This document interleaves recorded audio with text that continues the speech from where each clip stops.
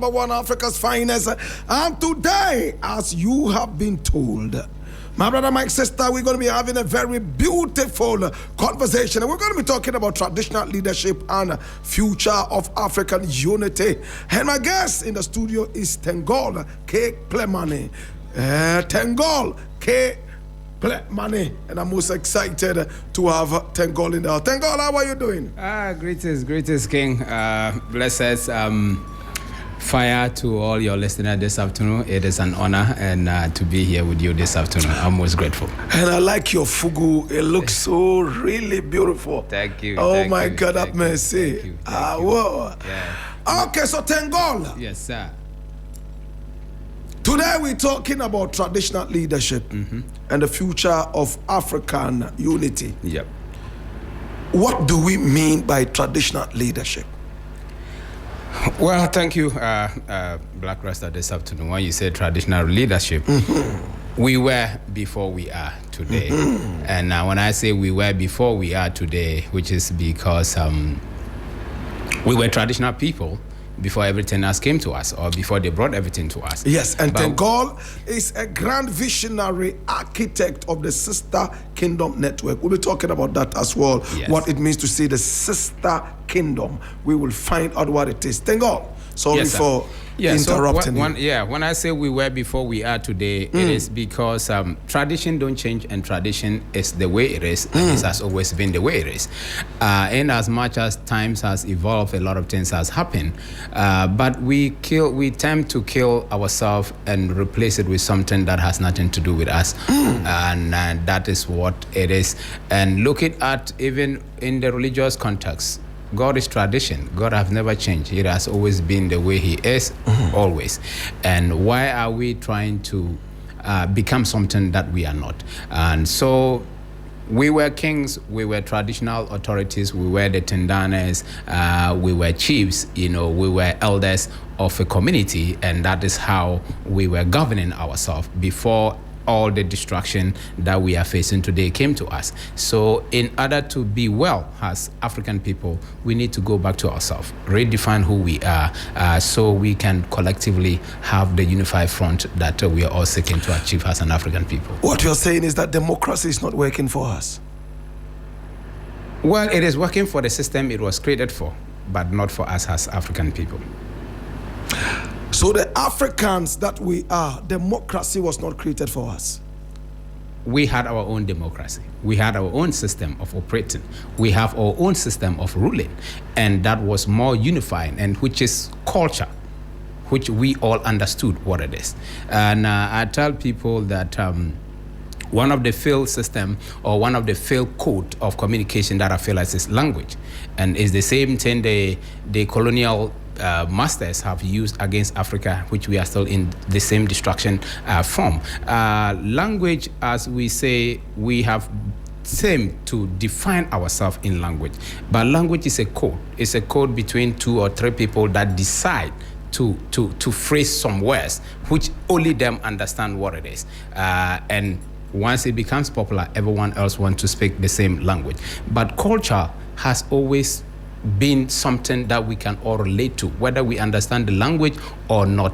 Each and every one of us can really understood and can tag along or play along when culture is being presented to us. But language is what, and I tell the people, what was the what stopped the project of the Tower of Babylon? According to the religious context, it was because of language failure. And that is what we are suffering today as an African people. You move to Burkina Faso, which are the same cultural commonality as Ghanaian people, but because we cannot communicate with each other, we can't work with each other, we can't do business, it becomes very difficult to move. But if culture is being presented, we can all relate to it equally and understood who we are. So yeah, democracy, I can honestly tell you, it has really defined us to something that we are not. Now, if we go by what you are saying, it means that the republic is going to cease to exist, because in the days we had different ethnic groups taking care of their lands, and there was nothing like a big umbrella like we have here as a nation, We had small pockets of people. The Dagombas had Dagbong, these other groups had this, and that had that. The Dagomba man cannot go to the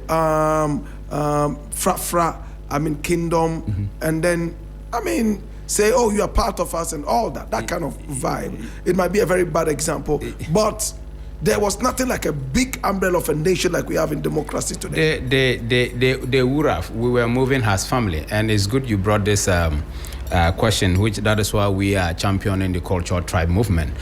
When you mentioned Dagomba, it's the same thing I asked a brother in Tamale, Hassan, this question, which I'm still waiting for a proper answer that I haven't received yet. And when you mentioned this, and I asked him, according to all what we all grew up to here, Nagbewa is the father of the Mamprusi, the Dagombes, the Nanumbes, yes, and the Wales, and even as part of the Upper Isom part and all that. So I asked a question. If Nagbewa is the father of all these people, what language was Nagbewa speaking?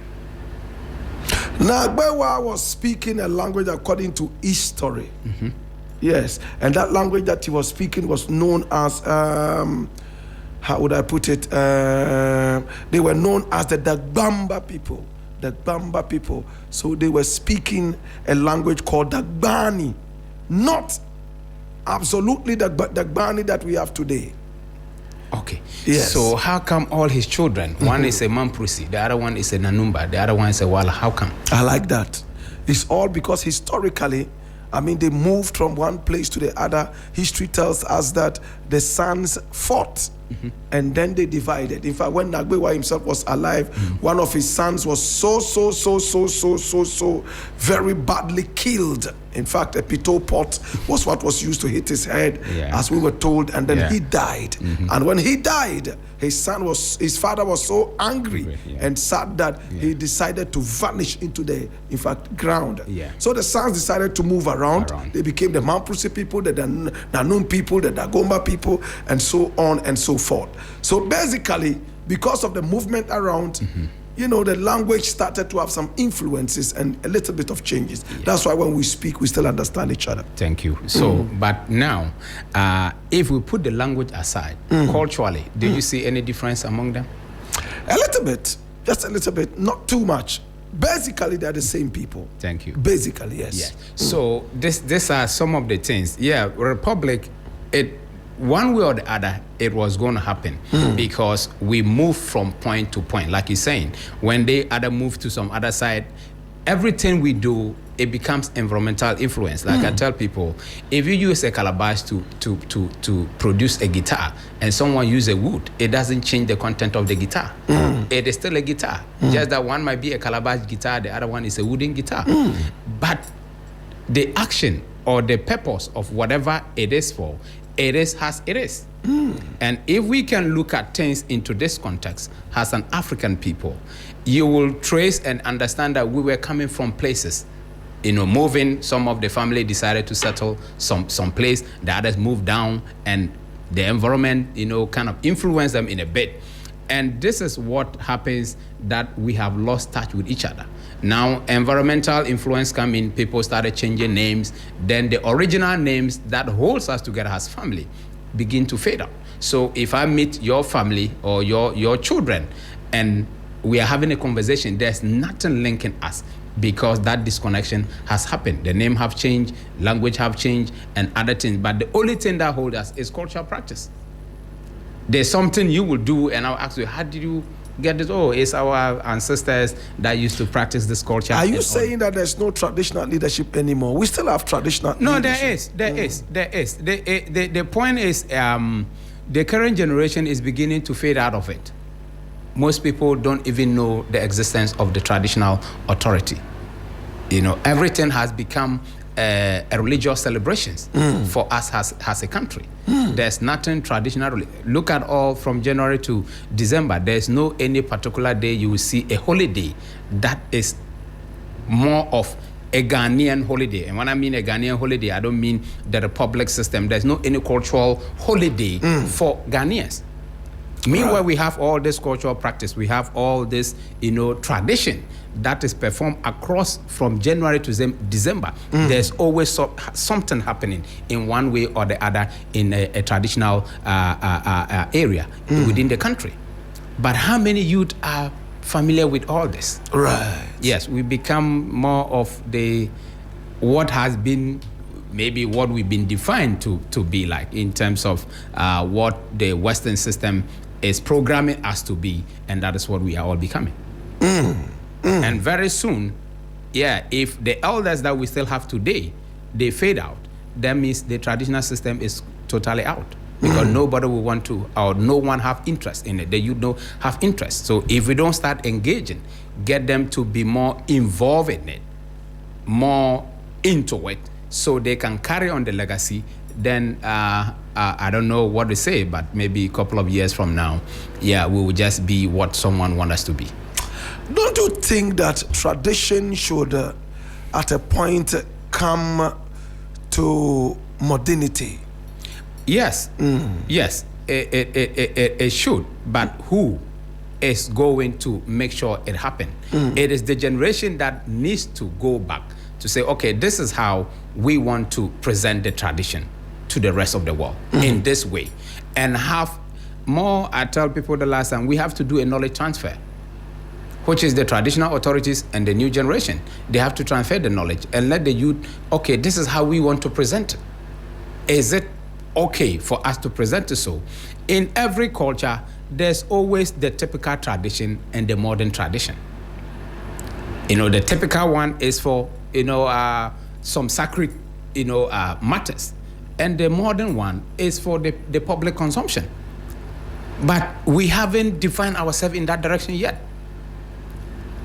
You have been moving from country to country, from one traditional area to the other. Tell me what you have observed with your journeys. What I observe is Africa is not far from each other. Culturally, we are never far from each other. And what I also notice, for one way or the other, Ghana is still very strong when it comes to cultural, in terms of traditional authority system. Ghana is very, very strong, at it. And we need to make sure we champion that and make sure the rest of the world get into that way of living, or the way of defining us as an African people. Then I'm sure we will be able to get somewhere. But I can tell you, moving across the world, I can tell you we are not different. We are not far from each other at all. His name is Tengol Kplemani, and he is a grand visionary architect of the Sister Kingdom Network. Now tell me about the Sister Kingdom. What is it all about? Yeah, the Sister Kingdom is basically, like I said earlier, even you said republic. I know government have government-to-government relationships all across Africa. But does our traditional rulers have that kind of relationships among themselves as the traditional people? We sit here, if you move out of your studios, and I can guarantee you, if you ask 10 people, even about the North, you'll be surprised that none of them have ever been there or even have any clue of it. And this is a cultural exchange program for this kingdom, that they need to now get to know each other, have some bilateral and multilateral agreements among each other, get their people to work with each other, invest in each other's kingdom, do land exchange programs, do trading and economic program. Because all we know as an African people, we were kingdom people. We were traditional people, and we moved from one point to the other point. And that has how we have been doing. And we were trading with each other, no matter how it is, even you said ethnicity and whatever it is, but we were still trading with each other. And that is how you see the likes of the history of Mansa Musa traveling all the way to the Western world. They were doing trade. But today, as we sit now, most of the kingdoms, they don't know each other. They don't even know how they exist. I tell you, when I went to Kenya, and when I meet with the Wanga Kingdom king, I was surprised to see the architectural building is no different from the Northern Ghanaian people. And when he came to Ghana last year, he was also so surprised to see that there are no difference between them as African people.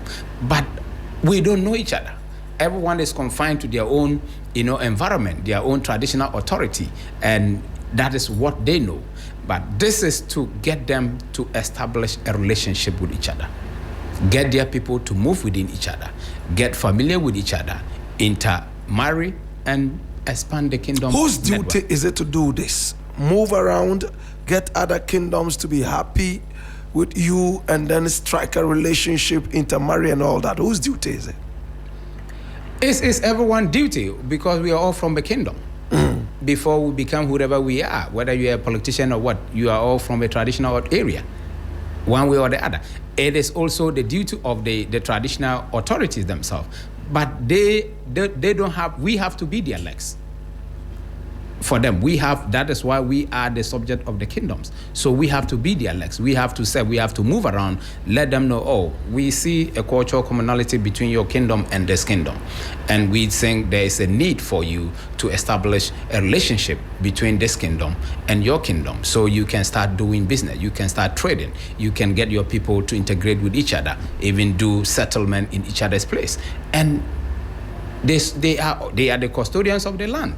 So they are also the custodians of our culture. They are the preservers of the culture. So they will subscribe to that, and they get their people to understand, okay, this is our brothers from this side, and we have this relationship with them, and you have the freedom to go there, establish business or do trading, whatever you think you can provide. But most importantly, as we all know, the kingdom should be the supply of our food. So we also want them to make sure their kingdom, since they are they are the custodian of the land, they will be able to make sure we have a food sovereignty in the continent as a whole. These traditional kingdoms, time after time, rose against each other, fought each other. I mean, it was quite common, you know, fighting and all that, disagreeing, land conquests, you know. Though I don't have a problem with you, I just want your land because it is very fertile. So it is good enough for me good enough a reason to attack you and all that. Yes. Do you still think that we need these traditional kingdoms? Are they not, without democracy, will this not degenerate into confusion again, fighting over land and all that? Okay, even till today, even with democracy, I'm sure we are still fighting over land. Yeah, but at least the central government comes in to stop it. But in the days, nobody could stop anything. Just fight. The fittest would survive and take over the land. Yes, but time has come to a point whereby I think with this modern system, you barely hear information, or you barely hear issues, you know, to disregard. But even with that, we are fighting over land, and I want this and want that and all that. These are some of the things that I would say cause us some of one of the reasons why I would say we went into slavery, because when the outsider came and noticed that, oh well, there's already friction here, there, so I have to use that, you know, as a platform to also get what I want. And that's what I said earlier, that the reason for some of these things were cultural misunderstanding. Because we were not understanding each other. Yeah, we tend to see that, because he speaks different language, he's different from me. Yes. But we are not. We are not at all. We are not. So now I see there's a new light that people are turning, even the traditional ruler themselves, they see that no, we need to do something. Not for ourselves, but for the general public of our people, the kingdom, or even the prosperity of that. There is, I remember the last time I was with Bupera, and he had this interview with some journalists, and he said something which was very interesting. He said, no, chieftaincy is not about wearing big cloth in your palace anymore. It's about what have you done for your community or your traditional area, and which is true. And I see this light is coming in. Most of the traditional rulers are now looking for ways for development. You know, they still want to work with the central government, but they need to make sure they are incorporated in whatever the central government is doing. And if we don't have a system for also them getting to know each other, It is only when you don't know someone that's when you are fighting the person. But when you get to know, though, it's your brother, and we have a good understanding of self. Yeah, I want a piece of this place, and if you give me that, yeah, I just want to settle there, do what. And I think even in Ghana now, it's still happening. You go to some part of the north, you see other tribes settling in other kingdoms' land for farming. You are from the Talensi area, is that correct? Yes, sir. Okay. Now there is Jiangxi, whatever it is called, a Chinese group there. Mining. Mining, yep. And a lot of the people there are running there to get employment. Some are also into Galamsey. The schools have the students all running away. Teachers are also engaged in this kind of mining and all that. And then we got some information that Jiangxi was trying to build a road, all the way through the top of the area down to the mining area. And the chief of the area demanded that they should rather build him a palace. Did you hear that? Is it true? Honestly, I haven't heard that. Not at all. If that is true, I will be a bit disappointed. Honestly, I haven't heard it. I've seen the mining company you spoke about. I think me personally, I think I did had a tour with some people. When you descend from Palago going, there's a Winkogo, there's a road there, and I think they were even trying to. It was under construction. It's still like a red road. Well, since you are a big voice in the area, I think that it will be very good for you to, find out how true this is. Definitely. If the chief of the area actually said, instead of building a road for the people, build me a palace. Oh my God! I would be disappointed. This is 3FM. I would be disappointed in that. Even if you said hospital or something else or schools, that I will say, yeah, well, it also makes sense. But a palace, you already have a palace. What is it? What is a palace? A palace is when the people are doing well, not where you sit or the kind of luxury you live. That is not a palace. Tell me where the Talensi people are from. What's your history? Well, I make that, but honestly, I really can find, if you check, Talensi, where they're from, there's really nowhere. They'll just tell you they're from Ghana, but we don't have a history linked to anywhere. Are you sure? Or you don't know? Well, I would say I don't know, but what I have maybe make my little research, there is no link to anywhere that I can find. Are the Talensis not supposed to be coming from the Mampusis? Yeah, well, yes, I know it's some part of the history that is what it is saying, but there's more to that, and I know when it comes to Tobze, and there's a lot of conversation. Let me tell you one thing. You know the name of the meaning of my name? And if I tell you the name, my name meaning is a town in the northern region, you wouldn't believe that. In as much as you are from the north, but you mentioned the name, but you didn't even know where it's coming from. Which name? Is it the Tengol? Tengol, okay. Yes. Tengol is my grandfather's name. And he was born in a town called Tengoli in the northern part of Ghana. And he was given the name, but as a Talensi people, we pronounce it straight Tengol. But it's called Tengoli. Tengoli. Yes. Interesting. This is 3FM. Okay, so let's move away from this and look at African unity, right? Yes.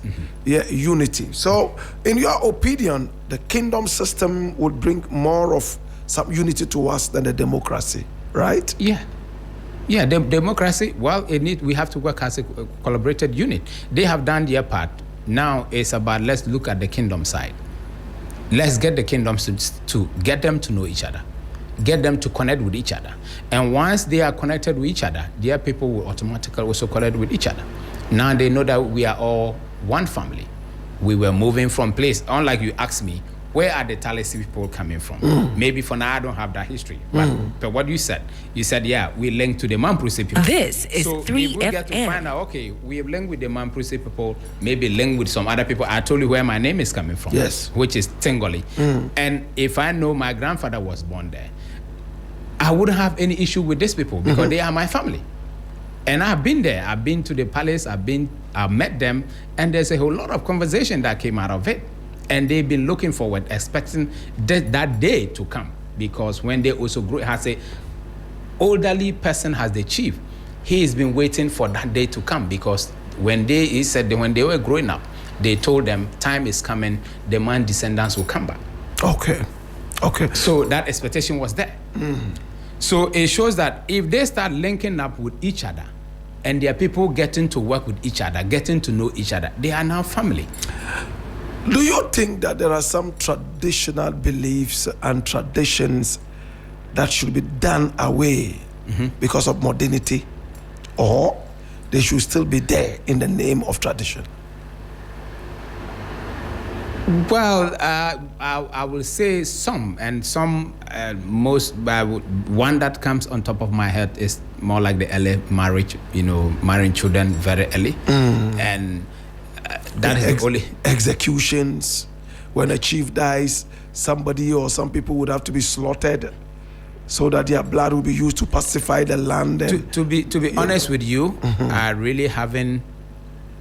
I don't know how true that is. Amongst the Asantes it was happening. Okay, yeah. Yes, and even some people in the north, amongst the Dagombes. All right, then Yes. I don't know. I'm not sure. In some cases, a virgin would have to be slaughtered to pacify the land. Sometimes when rains are needed, some of those kind of human sacrifices and even more. Are you saying that you are not aware of any human sacrifice? I have heard of it, but the truth of if I don't have any evidence, I haven't witnessed it, I haven't seen it before, it is very hard to speak to it. No, you may not have seen it, but you would have. I'm sure. I have heard it. Go. That's the truth. I have heard it, but you see, sometimes hearing is different from sometimes people. There are a lot of perception. People say a lot of stuff to demonize other people's culture and tradition, and so I don't really subscribe to what I hear. Right. Then I want to know. If I can't know, I don't want to believe, because believing is still doubting, and I don't want to doubt anything. If I can't know it, I don't want to believe in it. So these are some of the things people say stuff to. But if really things like that exist, I don't see the reason why they should still be in this modern system. And you see, Pat, some of this tradition, I tell people it is an agreement between the first settlers and the land. Every land and the spirit that govern it. This is 3FM. When they came in, that was the agreement they had with the land, whatever spirit that was there and whatever agreement they had. And that's why there's a time in the Gan, kingdom or the Gan area, they said, don't make noise. It was their first settler and the agreement of the land that they had with, which me and you were not there. So if they say, don't do this at this point of a time, you have to obey that. Because some of the things we have said, do away with it, and one way or the other, the long time run, they come up to affect us.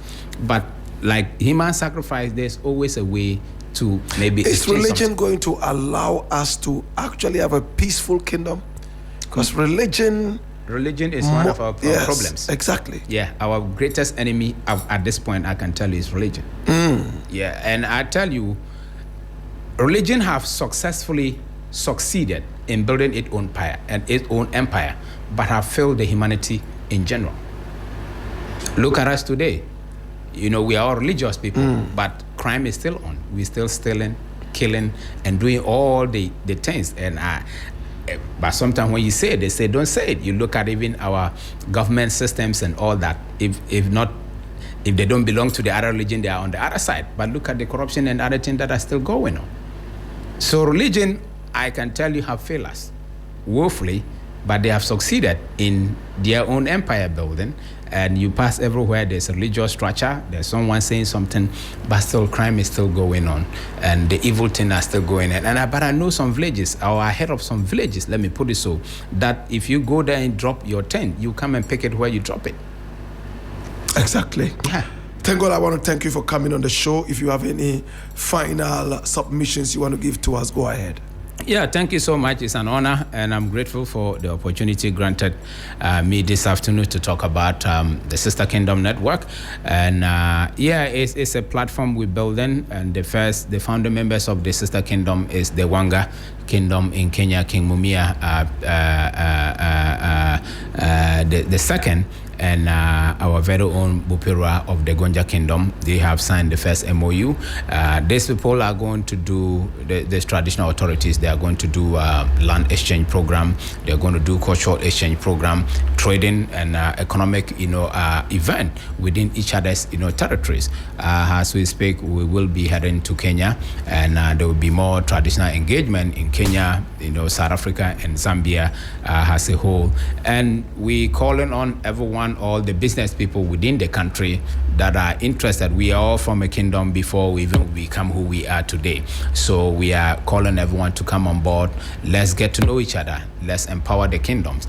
Let's make sure the kingdoms get to know each other. Then we can have a unified Africa that we are all seeking to see as an African people. We can make sure we empower our cultural industry, because culture is life and life is culture. This is 3FM. Culture fail us, automatically we have failed. And I'm most grateful for the time, and thank you so much. Thank you so much, Tengol. Yes. Kplemani. Yes. Thank you so much. And he is a grand visionary architect of the Sister Kingdom. Thank you so much for talking to us. We appreciate you. Thank you.